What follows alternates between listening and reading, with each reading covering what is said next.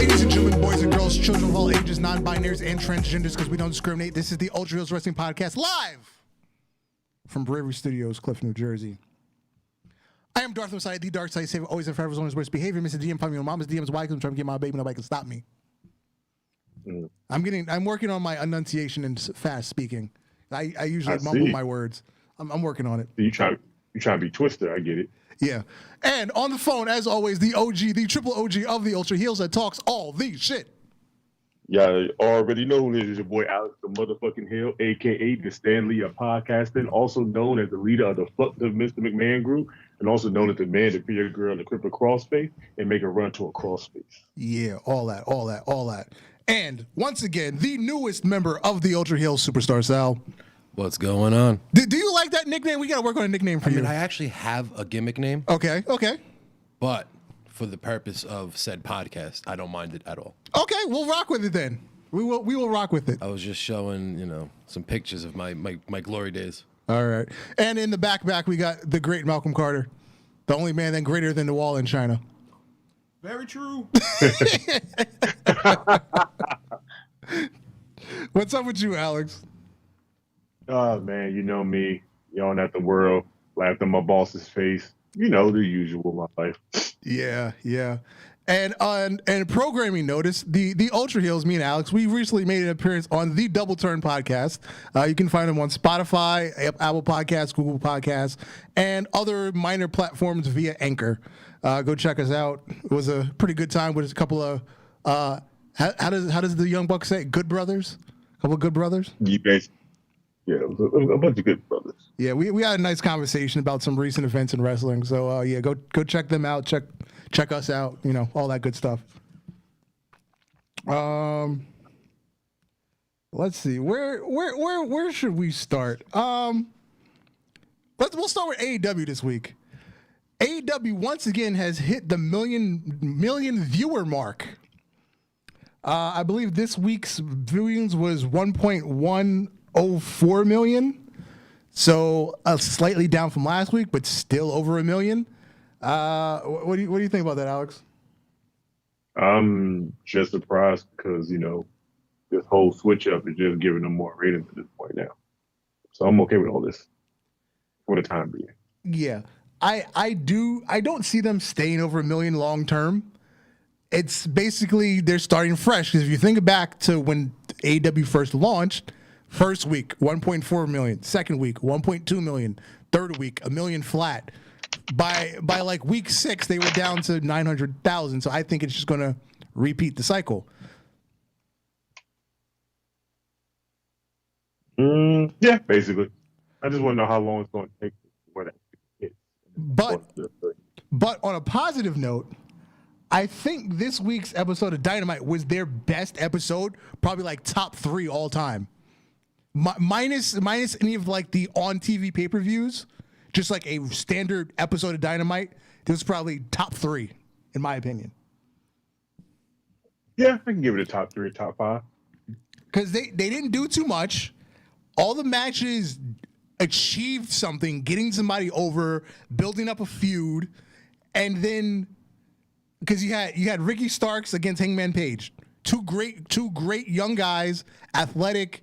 They have a mind for how to actually work in the ring. They're not just spot monkeys.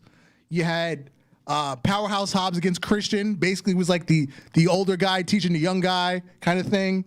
But they're in a feud. You had Billy Gunn and QT Marshall. It's good to see Billy Gunn in the ring. I really miss Billy Gunn. I forgot how good he is. Him and his sons in the back doing that little promo thing for Instagram and YouTube. It's fun to watch, but you let them do that. Billy, you belong your ass in the goddamn ring. Kelvin's in the chat. Greetings and salutations. It's everybody's favorite commissioner, Commissioner Kelvin. Yeah! And that's just a fact of life. And what's up, George? Oh, heel my heel. Heel my heel. And then the main event was Jungle Boy against Darby Allin. Again, 2 young guys, super talented. To me, those 2 guys like the future of AEW long term, and MJF and Hangman Page. To me, that's the future. Because as I was saying last week, people like, yeah, you got Chris Jericho, yeah, you got Moxley and Omega, but they're all in their late 30s. Or they're kind of the over the hill gang, if you will. Not that they've passed their prime, not that they can't go anymore, but we've seen them. We know what they can do. Let's see what the next generation can do. Basically, and like I said on the Double Turn podcast, less is more. Yeah, because you really made a point about the Jericho and the Inner Circle just sucking up too much TV time. Bruh, I told you, bruh. By the time I got to the Stampede thing, I was like, I love them, but at the same time, I'm tired. You know what? I hadn't really thought about it that much about the Inner Circle sucking up TV time like that, but you did make a really good point. Yeah, like I said, after me watching it, and every time we talk about AEW, have you heard me say anything about the Inner Circle anymore? After right at the Stampede match, I haven't talked about them no more. That's how much they was bothering me. I'm like, bro, I'm tired of seeing you on TV. You're literally becoming the authority without having to be the authority. Like, you just on TV every week. Where's everybody else doing? Is everybody in catering in here too? God damn. Yeah, That food must be really good. Yeah, and then the other two matches was, what was it, Hikaru Shida and Tay Conti, I believe was the match. I mean, I'm still not completely sold on AEW's women's division, but this was a better match than what they typically have. I think at this point now, AEW just needs to hire talent, like not hire more wrestling talent, but hire senior veteran wrestling talent to come over there and try to shake them. Because right now, they're good, but they could be better if they have somebody pointing them into the right direction. Marvin McQueen said Cabal is in the new Mortal Kombat movie. Is Def from Uptown. Basically, he is. And guess what? That was shown off in the trailer. What, the third trailer before the movie even got a date? So yeah, don't care. Hell, Melina's black. How about that? Yeah. But like my heart, my AEW kind of getting in my black space. That's a whole nother story for a whole nother tale. And not to jump too fast to say AEW had a perfect episode. They did have one spot monkey match. It was, what was it? Pac? No, it was Penta versus somebody. I forgot who the match was. Trent. There you go. Yeah, Penta and Trent. So to me, that should be the balance of the shows. Have a lot of story building, a lot of character development. You can have the one spot monkey match. Nothing against it. People like that kind of thing. One, maybe two, but not six of them.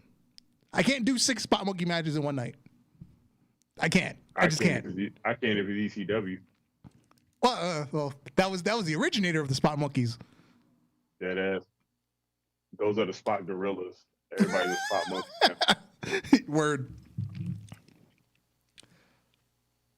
Like I said before, before we go further, like I said before, AEW is they don't need talent. They just need direction from people that know what to do in that position. I definitely agree. If Billy Gunn wasn't wrestling, Christian wasn't wrestling, and Jericho wasn't wrestling, I think the direction of that would be a lot better. So as long as they're wrestling, there's not going to be no direction because AEW is going to follow. Oh, these guys have been here longer, so let them go out there and wrestle and show the guys in the ring. You don't need to get in the ring to show people how to get to where y'all at. Right. I still think the fact that Tony Khan is quote unquote head booker is not necessarily a positive. He's inexperienced. He's been on the job. He's been learning on the job for a year and a half. Why is Arn Anderson not the head booker? Why is JR not the head booker? Listen, you're talking about the Observer Booker of the Year. You watch your mouth. Fuck Meltzer. Fuck Meltzer with a rusty nail. First of all, don't do that. You know he might like it. Well, hey, if he likes it, then all the more better. That type of talk turned Meltzer on, in a way nobody ever seen before. Not more than the Young Bucks, but still. Yeah. Over on Raw, ironically, during Raw, me and Alex were doing our interview with the Double Turn podcast. MVP has we're going to assume has enlisted the services of two men formerly known as Mace and T-Bar. Well, actually, they're still known as Mace and T-Bar, but they have now been unmasked. So, Dijakovic and Dio Madden have their face back. They don't have their names back, but they have their face back. And cool. So when are we going to do? Look, when are we going to do Mia Yim and the other dude? Yeah, allegedly Mia Yim and Shane Thorne have been moved to SmackDown. Allegedly, one of them will show up tonight. Most likely Shane Thorne, because I believe Mia Yim is like she has like she's like wedding planning or something, because that's all she's been putting on social media lately. I hope I get invited to this wedding. I hope it's virtual because I want to be there. That would be dope if she like Skyped her wedding. What? I'm trying to get that Skype call immediately. Or Zoom it. Oh yeah, Zoom it. You can have how many people you can have in Zoom? I think 100. Yeah, go ahead and Zoom that. Let's look at people that get in there. It's just mostly me. Don't give everybody else. Yeah. Or hell, just like fucking Facebook Live that shit, because that's everybody. Oh yeah, that is true. Because I do follow both of them. Yep, let's do that. Don't maybe get on Twitter. You know me. I hit people up. I don't care. Okay, so are Mace and T-Bar like hired guns for MVP? Because that's when they always seem to show up now. I don't want them to be, but at the same time, I don't want them to be in rebellion. So I'm 50-50 on this shit. So we dropped Shelton Benjamin and Cedric Alexander to bring in some hired guns, and one of them is not black. He's cool as fuck, but he's not black. He's the Owen Hart. Like, oh yeah. You know what? Good point. Oh my God, he's the 2021 Nugget. Oh my God. It's a funny story. There's okay with him being the Nugget. I tell this funny story. There's this wrestling group called the House of Pain. They're from the Bronx, and I used to train with them, and I used to ask them all the time if I could be their Owen. Hey, every group needs an Owen. Word. Because I'll let you know right now, if there's an all-white wrestling group, best believe I'm their Owen. They got me fucked up. Side note, I don't know why this clicked in my head. Recently, there was an interview with Kurt Angle. I believe he said Chris Benoit was the best wrestler ever. Am I wrong? No, he did say it. And you know, everybody else is going to be like, he's talking about a murderer. And I believe in that same interview, he talked about how Owen was so undervalued and underappreciated. Like, look, you gotta take it for what it is. If a man did wrestle in the Olympics, to change his craft to come into become a professional wrestler, and wrestle people and tell you that they are better than what they are, you just gotta take that shit for granted. He's not lying. But you know, like I said, we live in an era now where people can hurt people and get praised for it, and then people can hurt people and get written out history. So weird times we live in. Yep. Chris Benoit is still with me. Hall of Fame. I don't give a fuck what nobody say. I'm talking about the wrestler. Yeah, everybody else can kiss my ass. Okay. Once again, we talked about this on the Double Turn podcast this week. After you were giving your views on Chris Benoit, I came up with another analogy for why Chris Benoit should be in the Hall of Fame. If we're putting Chris Benoit, the wrestler, in the ring, okay, yes, he killed people as a man. Fine, whatever. If we're using that logic, then Rey Mysterio should never go in the Hall of Fame. Rey Mysterio killed somebody in the ring. You are fucking right. I'd say that's a little different. Right. Rey Mysterio killed somebody. He killed somebody in a wrestling ring. But he didn't mean to. But if you killed somebody, why are we not letting Chris Benoit in? Because Rey he Mysterio intentionally killed somebody. A child. Benoit intentionally killed a child. Well, just like we said on Double Turn podcast, Jimmy Snuka killed his girlfriend. Exactly. Jimmy Snuka's in. He still got put in. I mean, maybe I don't know, but it wasn't a child. The child is what puts it over the top to me. Okay. I think all of us could maybe understand like snapping at your girl. I don't know, not to kill them, but you can understand. But a child, I think he killed the dog too. Why would he kill Allegedly, that I love Marvin in the background. Allegedly, Why would he kill the dog? but in that Northern Light suplex. Word. Put a dog on a crossfade. You know their arms gonna bend that way.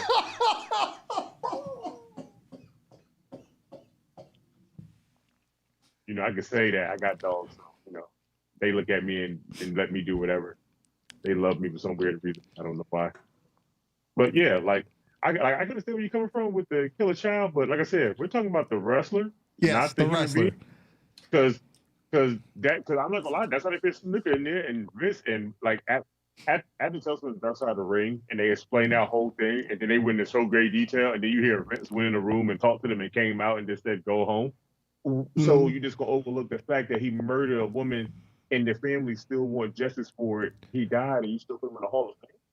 Yeah. I think it's also too important to remember the time we're in. Yeah. Whereas there's people like in wrestling not getting booked because they were in a bad relationship and they might have been a bit of a douche. Yeah. You know, that whole speaking out movement or whatever it was over the summer. And there's people, and don't get me wrong, most of them scumbags. But, you know, you hear some of them. And it Joey sounds like Ryan. David Starr. Right. But it sounds... Oh, Don Callis. Oh, Don Callis is involved, huh? Oh, that's why do you think they call him the Invisible Hand? Oh, I don't know. That's just him. That's him just spitting back in the face of his accusers. Oh, wow. That's all it is. He quote unquote had scarlet fever, if you catch my drift. Oh, Killer Cross's girl. Yeah, she was allegedly one of the victims. Yeah. Bro, wrestling is a really, really shitty Yeah, so industry. Don Callis called himself the Invisible Hand. It's him spitting back in the face of his accusers. I mean, part of me thinks that's like hilarious. Yeah, it's creative as fuck, but he's still a scumbag for tasteless. it. Yeah. But anyway.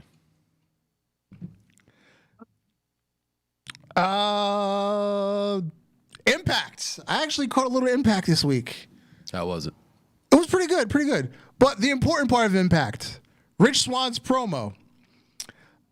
Moose came out to speak to him during the promo because this Saturday, Rich Swann has the title for title match against Kenny Omega, the Impact World Championship against the AEW World Championship. Moose came out. He basically he gave Rich Swann, you know, the hard love story. Hey, we went to war. If you can beat me, I know I'm better than Kenny Omega. You should be able to beat Kenny Omega, no problem. I'm bigger, I'm stronger, I'm tougher. If you can beat me, you can beat Kenny Omega. More importantly, you better not lose my title because I want my title back. I mean, I love his confidence, but I don't think that's true at all. It's a really good pep talk. It made for great tension. Is the old Swerve coming? That's what I want to know. I didn't watch it, so what did you get the vibe from? The vibe you got, what did you get? Again, this is me like for WrestleMania with Bobby Lashley. I was fully convinced Bobby Lashley was set up to lose to Drew McIntyre. It didn't happen. I'm totally unbelief. Rich Swann has no chance to win this match. So what are they going to do to swerve this and not give Kenny Omega the belts? You know, about to say, you know what they can do. Schmaz. Same thing WWE does. Just go ahead and throw somebody in there for, you know, the interference and just make the match a non-contender. Yeah, it's going to be a big schmaz probably. Because obviously the Good Brothers are there. They can help Kenny. Assuming the Young Bucks might show up to help Kenny. I'm going to guess Moose is going to be on Rich Swann's side for the night. I believe Willie Mack is back. He can help Rich Swann. But who else is on Rich Swann's side? What, is just the whole locker room going to empty out and, you know, just take down the Elite? Maybe. I mean, Possibly. That would make sense, you know, just have like a last stand for Impact. Everybody's, hey, you're not taking our guy down. You're not taking our belt. Hold on. I got a question for you. Imagine being on the Impact roster and on your own TV show getting made to look like a bunch of jabronis from AEW. Bingo. Like, not even just Kenny Omega. Kenny Omega is the man. I'm not a huge fan, but he's where he is for a reason. But even like those quote unquote paid advertisements that Tony Khan and Tony, they just bury Impact. And what has Impact done to, like, what are they getting out of this? Money. They're taking Tony Khan's money like everybody else. They're just taking the paychecks. Yeah. Oh, you want to come up here and talk shit about us? That's cool. But we need 2 more zeros added on this check if you don't mind. Thank you kindly. I'm just throwing a number out there. They're probably getting like $50,000 an episode from Tony Khan. I'm just throwing a number out there. Man. Yeah, probably so. Or, you know, Tony Khan's a gracious guy. He might throw a couple more numbers in there just to be nice for the guys in the back that's probably not doing anything either. Yeah. You know, everybody want to get paid even if they're not being used. Calvin said, rest in peace to G-Shock from Digital Underground. Word, Mr. Humpty Dance, is your chance to do that. I've been singing that song all day. I was never really into Digital Underground like that. I was because of that song. Gotcha. That and that big ass nose. Wait. You make it sound weird.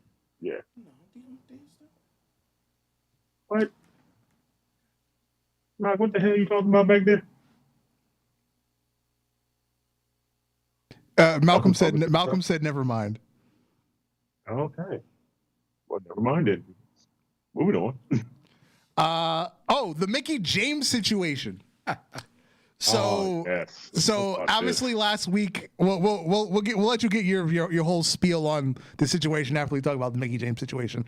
Obviously, Mickie James was released last week. With the rest of the superstars.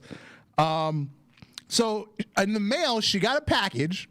It's the stuff that like her leftover gear or whatever, her makeup, yada yada yada, that they keep on hand, and it came in a box inside of a trash bag with her name, like on a piece of tape on the trash bag. So she puts it on Twitter, all over social media, and she says, "This is what happens for all the service I gave these people. You just send me trash." Apparently, Mark Carano, head of talent relations, has been fired. He's the one that did it, and apparently he's done it to other people. Gail Kim said she got one. Jillian Hall said she got a bag. Heath Slater said he got a bag. There was just a long list of people that said they got a bag like that. I'm telling you right now, it's fucked up, but at the same time, I'm happy because I didn't like his fucking ass any damn way. He was a piece of shit in the company. After watching the few episodes of Total Divas I saw, and they told Natty that she was going to be changing the roles to being more like the mom figure of the women's division and not wrestling because she wanted to be a tutor. He was the one that was telling her that, and I'm like, why would you make that call? That's the dumbest call ever on the planet. That's like telling Stone Cold, all right, so look, we know you're good and all, and you're great, but we want you to go out there and talk to the young guys and just stay in the back. What the fuck for? That ain't what I came here for. I came here to wrestle. I teach better in the ring than I do outside the ring. Well, you know what? I'm happy he gone. Maybe they can find somebody better, somebody that's, I don't know, qualified for the fucking job. Hell, if I was a dick in WWE, I would hire Mickie James as his replacement. But that job in particular, you're never going to be a liked guy by the locker room. Yeah, very thankless you're position. not, but like, you won't be a light guy by the locker room, but you're not. But he's not a wrestler, so he's definitely not going to be a light guy. But coming from another wrestler that's been let go, you got to think about it. That won't hurt as much as you think it would be, because you know eventually you might come back. Look at Mickie. How many times she been back now? 2, 3, 4. I lost count. Yeah. So yeah, like if Mickie came to me and told me that, okay, yeah, you got to go and I got to get my stuff, I wouldn't be mad. I'd be like, you know what? She came back multiple times. Hell, I got you to coming back. But with him, it's like once you get gone, they just send your shit in a garbage bag and be like, well, we're never going to see that person ever fuck again. But I'm really happy that Triple H put that out as a tweet after she posted that. But then her husband also posted that she got another box in the mail, and he had a little poll saying, what should he do? And one of the things was wait for her to come home, open it up yourself, just get rid of the box, or live stream it. You know, live streaming one, right? Oh, of course. We want to see. We want to see what's in the box. Yeah, live streaming one, but he said unfortunately Mickie came home and saw the box and got pissed off and don't even want to touch it. So I guess that's how the picture. Oh yeah, there you go. Maria Kanellis is one of the other people that said she got a bag. I mean, said Mike Kanellis one either. Damn, I feel bad. Is it really that serious though? It's not that it's like that big of a deal, but just the fact that they put your stuff in a garbage bag is kind of disrespectful. Well, but like, what? Yeah. All right, figure out what else should they have done. Some sort of packing supplies, peanuts or like the little plastic bags or bubble wrap, something. Let me ask you, have you ever moved? Yeah. Have you ever thrown your stuff in a garbage bag to move? Actually, nope. No. I have. So okay. I've not. I don't think it's that serious. You know why? Because I work in a liquor store, so I have endless supply of boxes. It's a fair point. So for me, I've been working retail most of my whole life, so yeah, boxes are always around for me. Yeah, so like I don't know. I just didn't think it was that. I mean, I get why. Well, on the outside looking, it looks terrible. Yeah, once you say that, like I get it, because like I know people that go to the laundromat with garbage bags, right? Of course, so like I kind of get it, but we're talking about a $1 billion company. Will. Yeah, like that's when your own free will to pick your stuff in the bag because you know that's your stuff. But just imagine like working at a job you love, they fire you and then they ship your shit in a garbage bag. You would be feeling some type of way because that's your stuff. Why would you ship it like this? I mean, yeah. Now, if it's you doing it, you don't give a rat's ass. That's your shit. But if a company does it to you, it's kind of like throwing like shit in your face. Like, okay, we don't give a rat's ass about you anyway. We don't care. Like I said, I understand the why somebody might be upset, but I also don't think it's that serious. But we live in a day and age where no matter what, if you feel slighted in any way, you're going right to social media. And you're about to blow that up. And as far as Mark Carrano goes, that is a position like he's not the one making these decisions, really. You know what I mean? He's just the one that's giving the information. Yeah, he's the mouthpiece for the corporate people that you'll never see face to face. Right. You know, he's just the middle guy that has to be. I've never heard a good thing about him. Yeah. I heard he's a dick. Yeah. However, stuff like that, like, you know, firing people or telling the people their new role, that's not a decision coming from him. And ironically, this comes right after Johnny Ace was rehired as the head of talent relations. Terrible idea, if you ask me. Mm-hmm. The talent roster was depleted when he was at the head of the table. Name one good person that he signed. Down and was like, bring him back. Let's go ahead and get him back on TV. For what? Why? I mean, I like People Power. People Power. I enjoyed People Power on television. It was hilarious. It was hilarious. But as far as a backstage role, like name one person that he signed that you could think, you know what I mean? It's either JR or Triple H in the more recent times. His on-screen character was great. His real life character is just Remember when he came out on the scooter? Yeah. Oh my god. Yeah. I used to hope that scooter was gonna fall off the Titantron with him in it. All right. So Alex, let's you had some more comments about the recent releases. Go ahead. Okay, so I got a stifle with the recent releases of people, and I always wanted to know, you know, now that they're gone, where the fuck would they go? Who would be fit best in what place? And after talking about it and then being on, you know, Double Turn and then thinking about some more, I come to the conclusion that WWE seems to always let go of the people that they use for the last pay-per-view. They let them go. And then they just go down the barrel and just find people that ain't really doing nothing. So I'm still confused on why the fuck you have Samoa Joe be commentary, only injured with a concussion, to stand out in the rain for you at WrestleMania to let him go a couple days later. Why the fuck would you have Billie Kay show up in a tag team match to let her go soon right after that? Like, what is the purpose of you using them if you knew they was going to be the first one to get cut? Like, hell, the Black Friday release last year, some people they cut made sense. They wasn't seen on TV for almost not as many days as Bo Dallas and JTG, but still, they, you know, nobody would ever beat them two. Wait, let me interject really quick. How we always talk about JTG. Apparently, I don't know. I might have mentioned this when we were on Double Turn. Apparently, the Iron Sheik, he was signed to WCW until the end. When was the last time he was on TV? Like 98? He was still under contract until the end. I don't know if you guys are baseball fans, but that's like a Bobby Bonilla deal right there. Yeah. The Iron Sheik was under contract for like 4 years and never worked. Go ahead. JTG was like, what, 600 and some? No, JTG was like, what, 6 years? Yeah, like 6 years. JTG? 6 years before he got a call, yeah. JTG is everybody's hero. 6 years still getting paid from WWE before he finally picked up the phone call. And he literally got on Twitter, right? He said, damn, I know I should have picked up the phone call. And then his name showed up on the release thing. But every time they released somebody, he was never on that list. He just ducked and dodged him every damn time. He's wrestling I don't know again. what his... yeah, he's doing some indie stuff. Yeah, he's wrestling again now. Actually, and when the indie promotions, he's their world champion. He seems to be doing well on the indies, so good for him. Yeah, you know. And Shad was doing a couple things too before his accident. I think they were teaming up a little bit on the Yeah, Indies, right? Yeah, they were teaming up a lot. But yeah, I'm still confused because like they dropped the ball on Samoa Joe. I swear they did. Like the man was gold on the mic. Like you're never going to get nobody as good as Samoa Joe. Like everything he said had legitimacy to piss you off in the ring, but it was so great just to hear him do it. When Samoa, I don't know what the fuck happened. When Samoa Joe first left Impact, and people were asking what happened, he said, "I ran into some bad booking. It happened again." Down WWE, he didn't run into bad booking. They sat him down for the tire and told him, "Sit, boy, sit."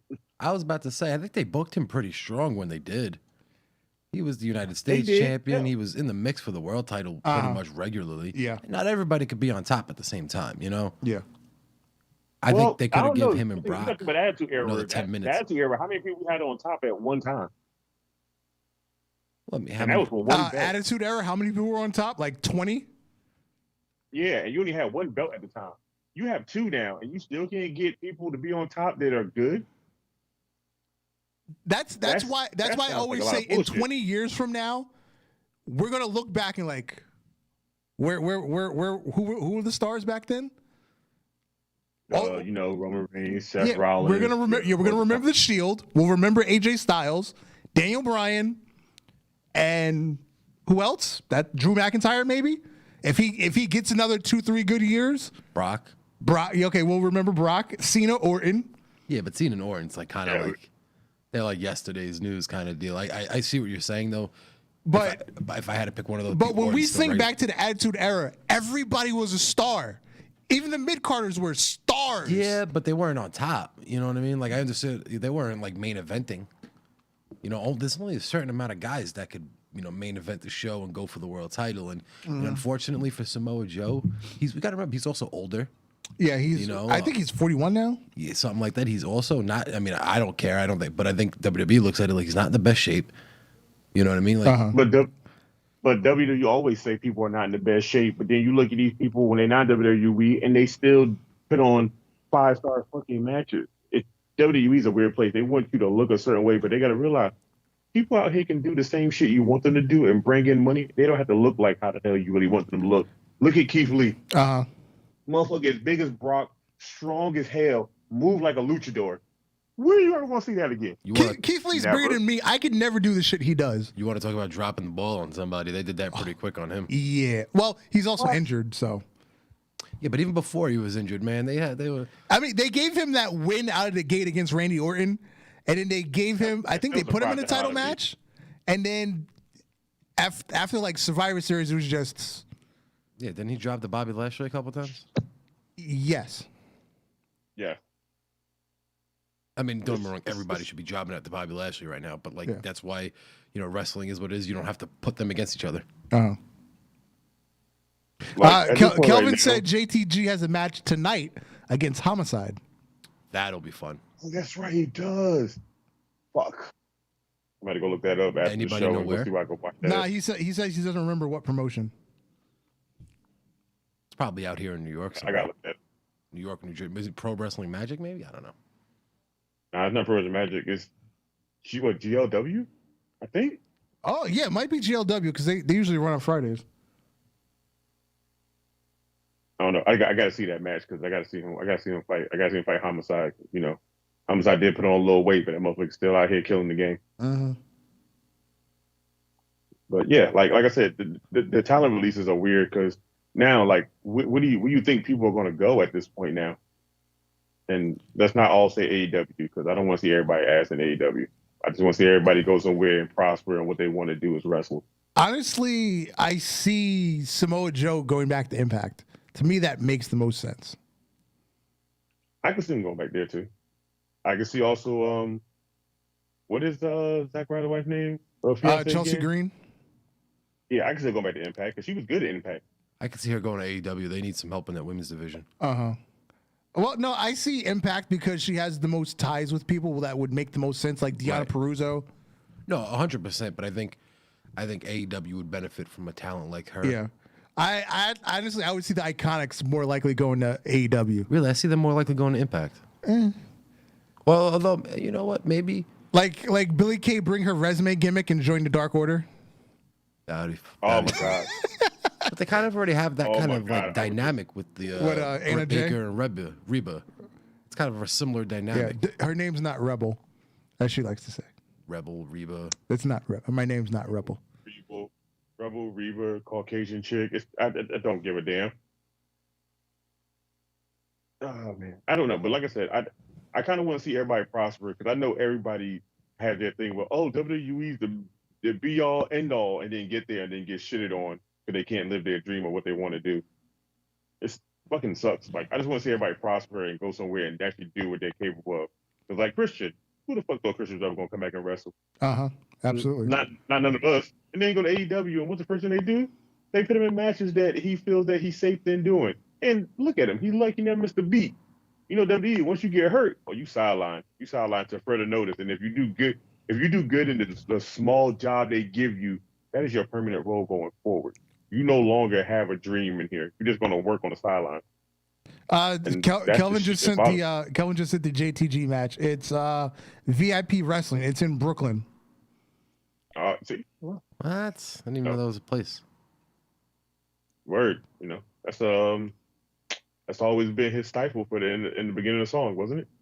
I got to be honest. Running a show in New York right now, it seems bonkers because you could not have that many people and the amount of money it spent. And if you haven't had your vaccine. Well, not only that, but you know how much money it costs to run a show in New York? It's not like out here in Jersey where there's no athletic commission. The athletic commission totally sticks it right up any promotion's ass out there. Yep. That's actually one of the reasons WWF hadn't gone to Madison Square Garden for like 15 years. Well, Madison Square Garden's an expensive building to run. Yeah. I don't know how Ring of Honor pulled that and off. again, on top, you got to pay the fucking commission. Right. The And state you got to commission. pay, and you can't use your own guys to set up. You have to pay the union Yep, guys. you got to use the state union guys. Yep. There's a lot of things that go into it. But yeah, New York. I believe Maryland's like that too. Maryland's very strict. Maryland is Which is kind of why Ring of Honor had struggled for so long. Well, Maryland, you need a license to wrestle. New York, you don't need a license, but you got to get your blood pressure taken. You got to get all these things. And if you remember what pay-per-view was it? Moxley and Omega. Full Gear, the first Full one. Gear. The fucking state commission went nuts on AEW with fines because of the unsanctioned match. Yeah, they did. Went nuts with fines. Tony Khan could pay it, so I don't think he was blinking an eye. I know. Like it'd be different if it was like Maryland Championship Wrestling, then they might be in the gutter for that. Yeah. They'd be like, oh yeah, y'all wrestling, y'all could just go ahead and shut this down. Matter of fact, the building, we just go ahead and destroy that by Friday. Don't worry about it. Y'all ain't got to worry about it. But we do got some state jobs if y'all want to get hired. Pick up our garbage. There used to be a time like back in the 80s, when you went to states like that where they had a state commission, if you did stuff that you're not supposed to do, the fucking commissioner would come in with the fucking state troopers and shut your shit down. They'll still do that. I know that Pennsylvania is a commission state, and there's one guy that runs out there. It's this guy, John Trotsky. He runs Sanctuary. He tries to get around that, and he went to court for this by claiming that wrestlers are stunt performers and not athletes. Okay. They're just stunt men and stunt women, and they put on stunt shows.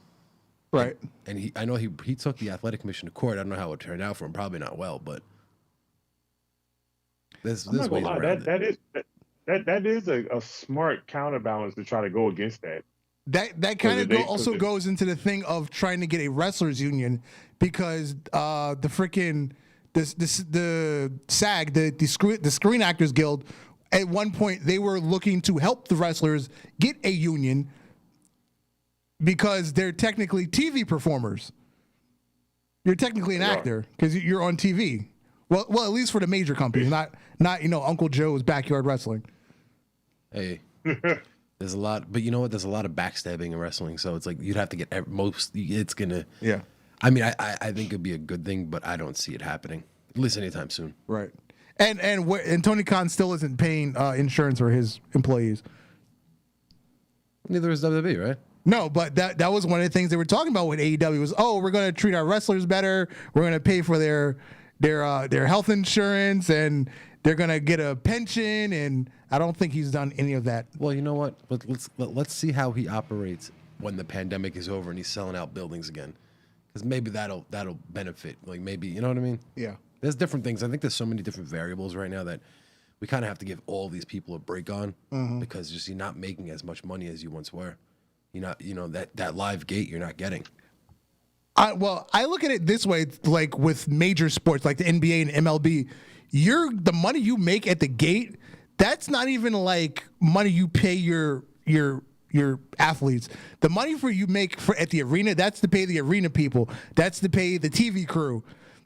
Your TV deal and your sponsorships, that's what pays the basketball players and the baseball players and the wrestlers. That's where that money comes from. Because in the NBA, every time they do their collective bargaining agreement, they want more and more and more of the TV money. It's to the point where I believe the NBA, they're getting 53% of the TV money, and the owners have to split 47%. Isn't that why Tim Hardaway Jr. got about $25 million a few years ago? Yes, that's why scrubs in the NBA are now making $25 million. That was a terrible deal. Thanks, Phil Jackson. I think right now MLB is the worst one. I think the owners are still getting like 60% of the money, and the players only get 40%. That's because they keep getting reamed in the asshole every time that collective bargaining agreement comes up. Yeah, and then in wrestling, Vince keeps like 90%, and the wrestlers split 10%.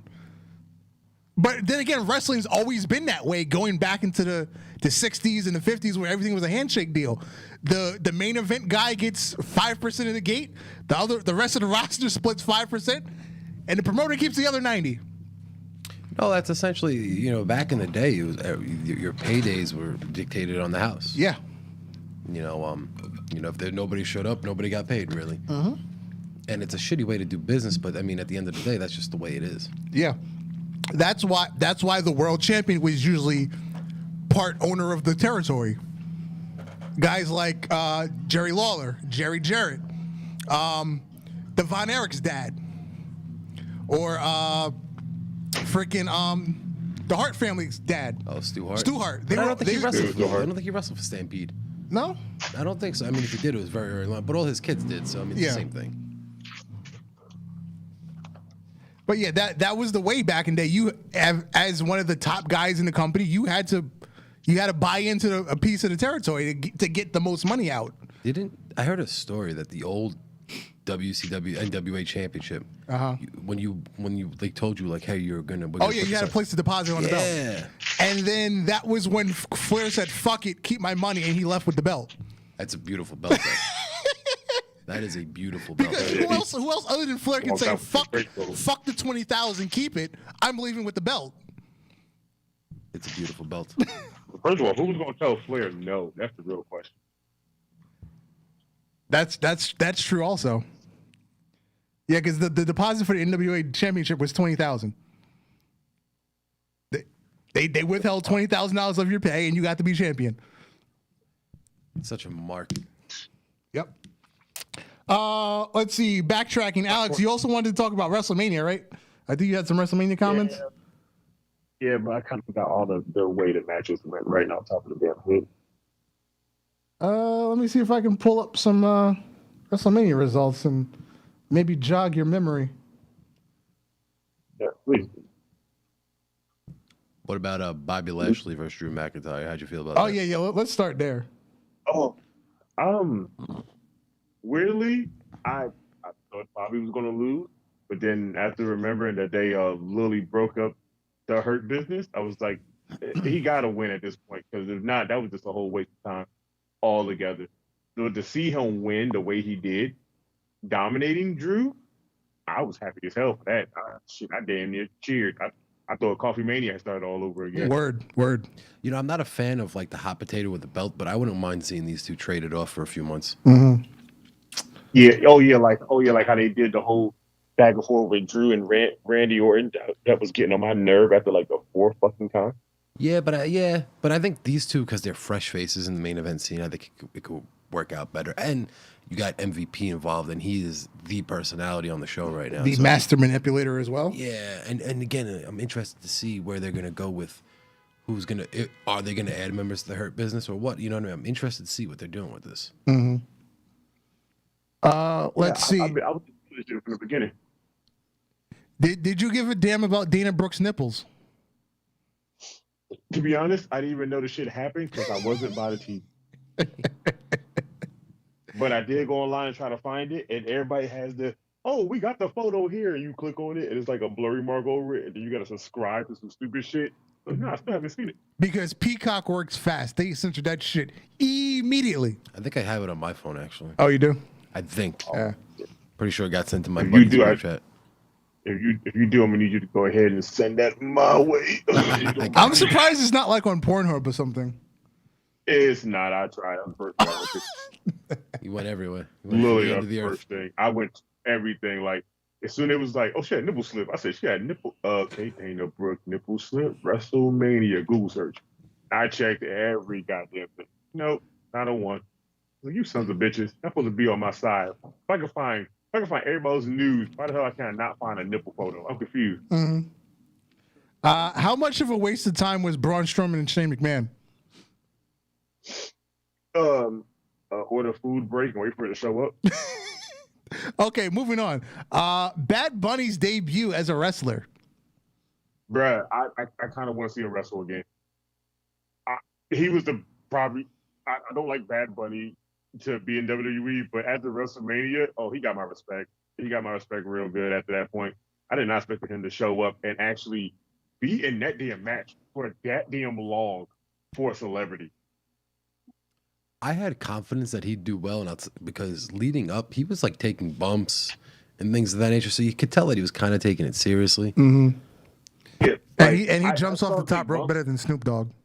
Oh hell yeah! Like I saw him take bumps, and I was like, okay, cool, taking bumps, that's cool, and I'm good with that. But I was like, I hope he don't get in the ring to do the same exact moves he done on the past Raw. Oh, dive off the top rope. Oh, a quick punch, tag in with the caller. But he started the match, and Damian Priest only ended the match, and I was like, bro, he was good as hell in here. Like, yeah, took time on your busy schedule to show up to do this good. That's impressive. Such a different dynamic, because usually he'd be waiting for the hot tag, and he's the one that took the heat. Yeah. He sold. Good on him, and he did a good job. He sold some of the injuries in there better than most people can do on TV that's been there longer than him. That makes it even more sad. And he did a Canadian Destroyer. Well, the Canadian Destroyer is just a transition move now. Still looks impressive. Especially for a guy that's not a wrestler. That shit's really impressive. But it was all Morrison, basically, really. But still. Yeah, because basically John Morrison just jumped himself over. It was like, don't land on your head. I'm going to do all the work. First of all, John Morrison is the original spot monkey for WWE, the best one before Ziggler showed up in the picture. And the main event, the EST, go ahead. Oh, man. Let me tell you, that match was great, but at the same time, that whip that she hit Sasha Banks with. Yep. I swear to God, Yep. I went to go use the bathroom in my bedroom. I heard that pop noise. I think I ran out the room because I swear I thought somebody dropped something in my bedroom. I was like, what the fuck was that?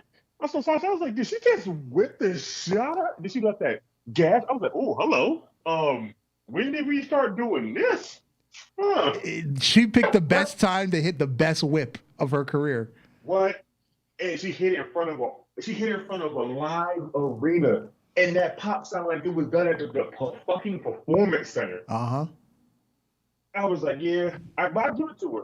That was probably the best week that the EST is going to have. You fucking won the rest. You won the Royal Rumble. You go to WrestleMania. You main event. You win the belt, and then your birthday is like the damn next day. Yep. I think it was Tuesday. Basically, like, what else can you get from that? Like, at this point right now, they'd be like, what do you want to do? Shit, you want to take the belt off? You can take it off me at this point. I'll win it back again. Fuck that. I done hit everything in one stride. And how long she been in NXT? What was she there for, like a year and a half? A year and a half, got to the main roster, and then, like, win the Royal Rumble to go to WrestleMania? Shit, I thought Sasha was the fastest come up to do all that extra shit. But no. EST to go ahead and break records real quick. Yeah. All right. Second waste of time. The Fiend and Randy Orton. The entrance. That match. Cool. That I'm not gonna lie. The entrance was very wild. I loved the hell out of that. That shit was cool. And then once the match started and it ended, I was like, so why you book the Fiend to come out so great And lose again? To lose.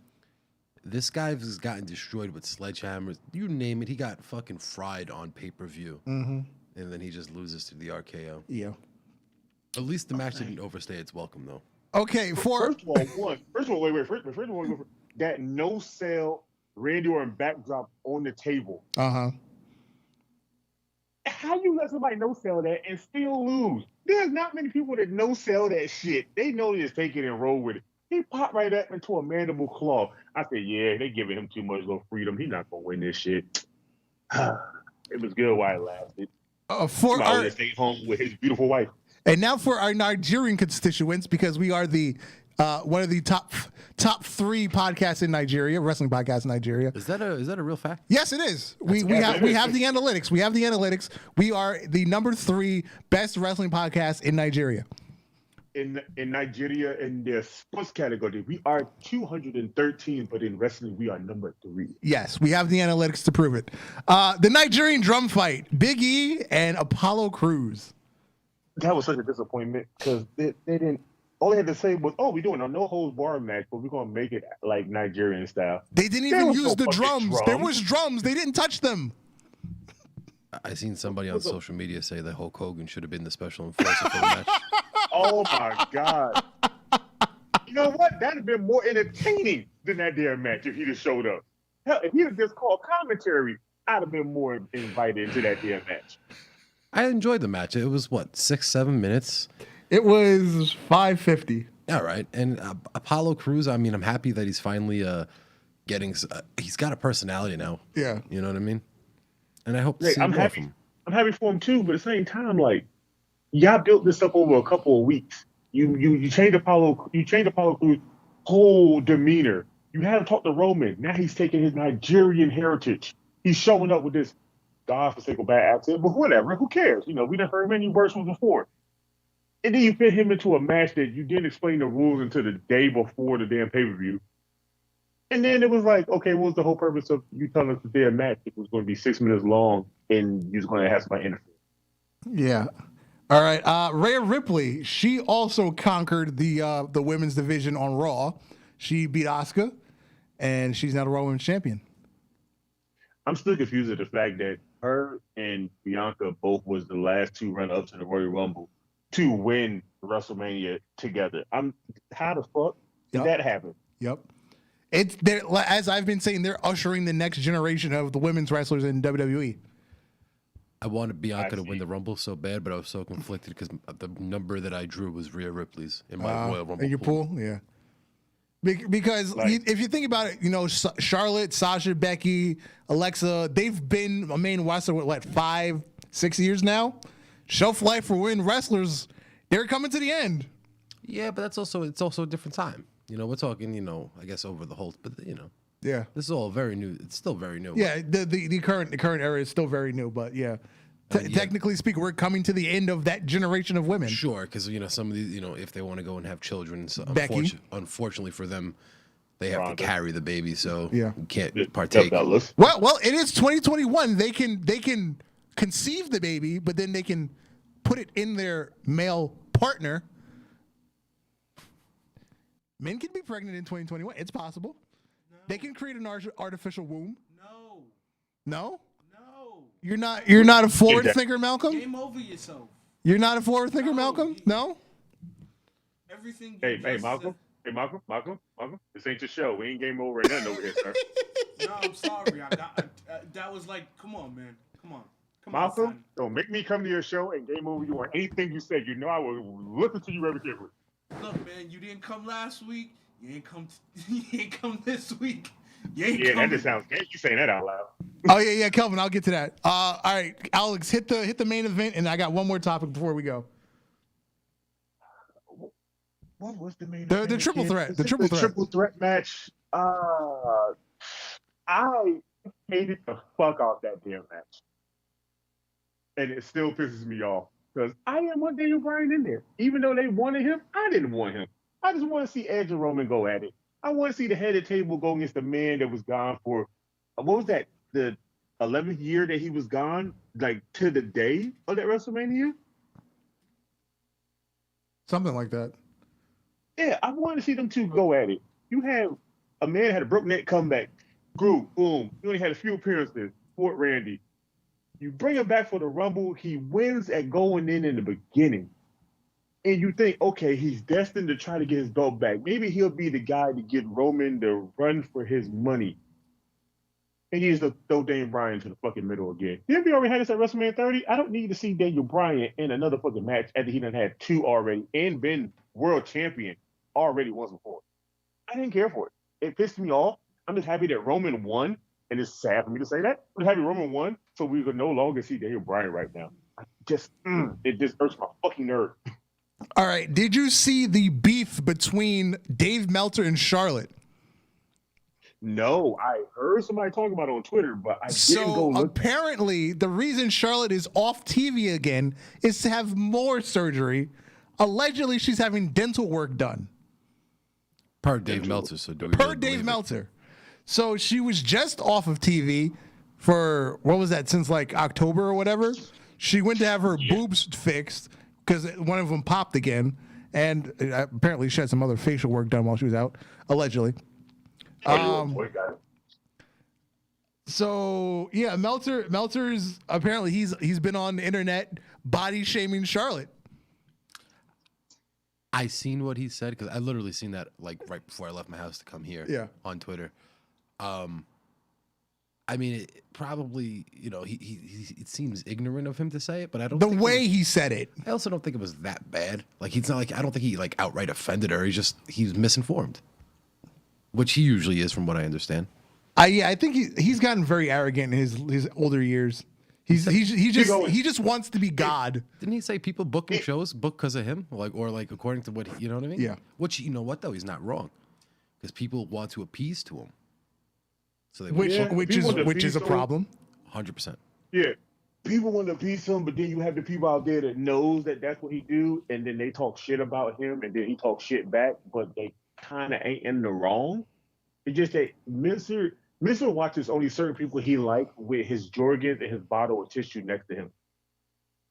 And Booker T has gone on to say something about when I was a young guy in the wrestling business, sitting in a locker room when I was in an opening match kind of guy. I wasn't sitting here talking about, oh, I wonder what Dave Meltzer's going to rate my matches. I wanted to know, how much money am I going to make tonight? Where's the pussy tonight? Where's the drugs tonight? That's what I was worried about. I wasn't worried about what some guy that writes a magazine is going to rate my match. But that's what guys worry about now. What is Meltzer going to rate my match? Right, at this point right now, Meltzer rating matches are still fucking weird. Because some of the matches we watch at NXT, we was like, they should be a solid 4. They'd be like a 3. Yep. And then the matches, we'd be like, oh, that was cool. That was like a 3.5. They're like 4.5 stars. What the fuck is he watching for what we're watching? If I remember correctly, he did not get, I believe he gave Walter and Dragunov a 4.5. He did not give that a 5. One of the best wrestling matches in the last 15 years, didn't give it a 5. It was a pure wrestling slobber knocker match. It was no bullshit. But he gave the parking lot brawl between Proud and Powerful and the Best Friends a 5. It wasn't even a fucking wrestling match. There wasn't a ring. It was just a street fight. And he gave that a 5. It was enjoyable, I'll say. Yeah, it was well done. It was a well done garbage match, but it's not a real match. I mean, I think people that rate wrestling based on stars anyway is a little ridiculous. Like, did you enjoy it or no? Yeah, but meanwhile, there's stuff like the Firefly Funhouse. He wouldn't rate that because it wasn't a real match, but he decided to rate Best Friends and Proud and Powerful. That's just his AEW bias. Oh, he's definitely biased. Yeah, 1,000%. Yeah, because all Bray Wyatt, Firefly, anything, it's been the most enjoyable shit ever because it just makes you want to see him more do something. Don't rate it. Get to the parking lot, bro. Gets a fucking 5. What? I'm so fucking confused. All right. Like watching Kevin Nash be running WCW again. Yeah, let's get out of here. I've been Darth Messiah. Excuse me, the Dark Side Savior, always for everyone's worst behavior. You, sir? You know me, I'm Alex the motherfucking Hill. All right, good night, a superstar on the other side of the window there. Good night, fellas. And Malcolm back there. Deuces. Adios.